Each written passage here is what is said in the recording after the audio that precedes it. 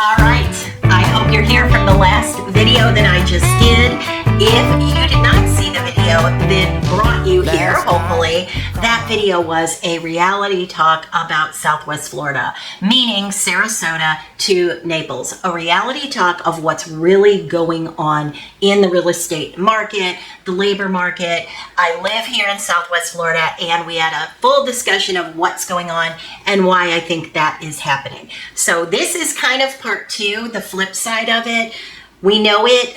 We know the bad stuff. We're prepared. You hit us between the eyes. Now what do? We're here. What do we do about it? So if this is the first time we're meeting, I would say please catch up on that video. I will link it below for you. But my name is Barrett Pastor, and I'm a real estate broker here in Southwest Florida. And I've been a real estate broker for 25 years. So hopefully I'm coming to you from a place of knowledge and experience.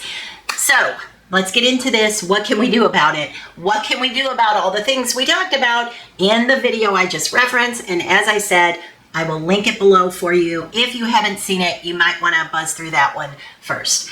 All right, so let's say you own a condo in one of those golfing communities that we talked about. Very briefly, one of the ones that people bought in way over real estate value because they wanted to golf. They didn't care. I can't buy into golfing. I can't pay the $50,000 or $100,000 fee. I'm just going to buy into one of these bundled golf communities so that I can get my golfing bundled into the real estate. I don't care the cost. Yes, I know that the comparables are $300,000. I'm going to bid $500,000. If you are one of those people, and now you're saying, you know what? Florida's not for me. I don't want to be here. What do? What are my choices? What can I do? Do I have to stay here forever? What do I do? So that's what we're going to talk about. All right.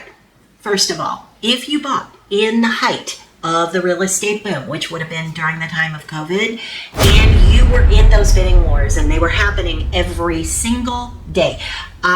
With one buyer, I was writing between 6 and 8 offers per one buyer to win one property. So what was happening was people were coming with cash, and a lot of it, and they were bidding way over what reality was. And by way over, I mean 100, 150,000. When you got into the $1 million range, people were bidding $250,000, $350,000 over what any of the comparables had ever been. So if you are somebody that bought during that market and you kind of were going with the fact that it was going to sustain itself and you were going to be okay, but now you don't like Florida and you want to leave, you want to know what to do, that's what we're talking about right now. So as I mentioned in the prior video, that scenario is not every single community. So if you bought anywhere from Sarasota to Naples, it really depends on the community that you bought in. If you did not buy in a golfing community, you're probably in better shape than you realize.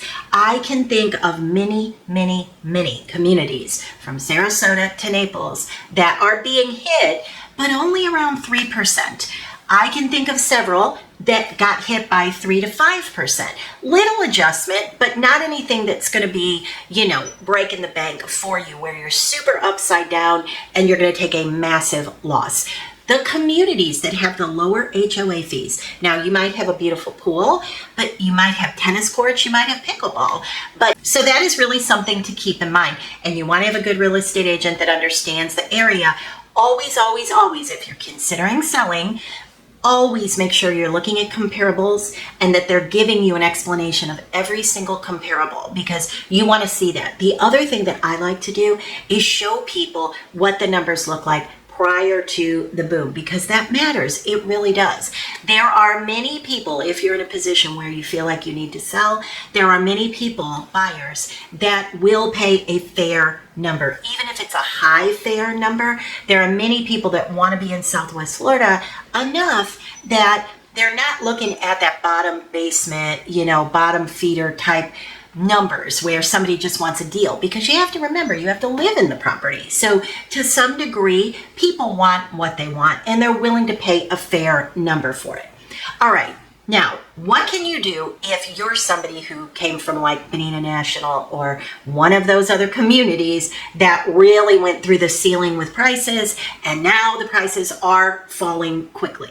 So you could rent your property and kind of offset for a bit and let somebody else start to pay down what is perceived as that bubble. Let someone start to pay that down for you. Now, my suggestion, if you're going to rent your property, especially somewhere like Bonita National or some of the other golf course communities where there are a decent amount of rentals in there, make sure that your unit is up to par. It looks good. You have a television in every bedroom. You know, you have things that people would actually want. It's not the time to nitpick small things and say, well, I'm not going to pay $400 for television because I have enough money in this place. You don't want to do that because it's going to make a difference as to whether your place will rent or it won't. So start there. Make sure that the property that you're gonna rent is something that someone would want. In season, get as much as you can. Off season, if you want to stay full and you want to offset as much money as you can, cut that rental in half. So in other words, if you're going to rent your golfing community, if you're going to rent for $6,000 a month in season, so our peak season is December, January, February, March. So that's about going to be your peak. You do see season really begins in October and it goes till April, but really that's sort of after Christmas. So maybe January, February, March, that's your top number, but you can look at season from October to April. In the off season, so when it's really hot in Southwest Florida, if you were renting for $6,000 a month during season, put it out at $3,000, it'll rent. So offset what you can, at least try to offset taxes and your fees, your maintenance fees. So now let's say you don't want to do either of those. You don't want to sell, you don't want to rent, you're over it, and you just really feel like you have no options. Unfortunately, I am going to have to say to you that the best you've got at that point then is to wait it out. Now, how long do I think you're going to wait it out? Well, it really does depend what you paid for the property. If you paid $200,000, $300,000 more than what the property is worth, then you might be waiting for a little while. But by a little while, I'm going to say probably a year to a year and a half. I think personally, from experience and having been through more than one bad market in Florida, I'm going to say that this does not feel the way that it did in the crash. You know, the crash we're talking about in Florida. So around 2008, when things really got crazy, values really came down to a very, very low number. You know, I don't feel that right now. And that was bad. That was really, really bad. But anymore, I think we learned a lot from that. So what I sense happening is, are we going to continue to see some downward adjustment? I'm going to say yes, I think we will. You know, especially in areas, you know, we've been talking a lot about golf course communities, but I think we're going to see it in Cape Coral as well. Maybe not so much on water, because that's very desirable still in Cape Coral is on water, but there's a lot of property that is not on water in Cape Coral. So not on a canal, not on the Caloosahatchee or something like that. There are a lot of homes that people live year round, and they're just sort of neighborhood homes that back to one another. We are seeing a big dip in those homes. So I do think between the affordability of insurance and needing to get roof inspections, things like that, I think you're going to see some more drop down in those homes. You know, there are some other areas that I would say that's going on as well. So if you're a person that has something that maybe, you know, it was your primary residence and you're not in a resort style community, you're just living life. You're living suburban life in Southwest Florida.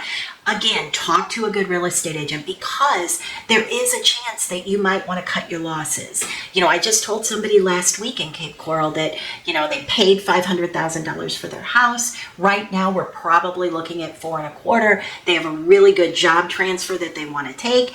And we're going to mitigate it. We're going to mitigate the loss the best we can. We're going to negotiate the best deal that we can for them. But in the end, they're probably going to take a loss. And as long as I'm honest with them about what the reality is of it, then they can plan for it. So if you're in a position where you really, truly are just upside down and you know it, talk with someone, get the best advice possible. There's lots of options that we can run to try to help you through that and mitigate that scenario the best that we can. So as always, I hope this video was helpful. I hope that it got you thinking a little bit if you are one of those people that is kind of worried about the market.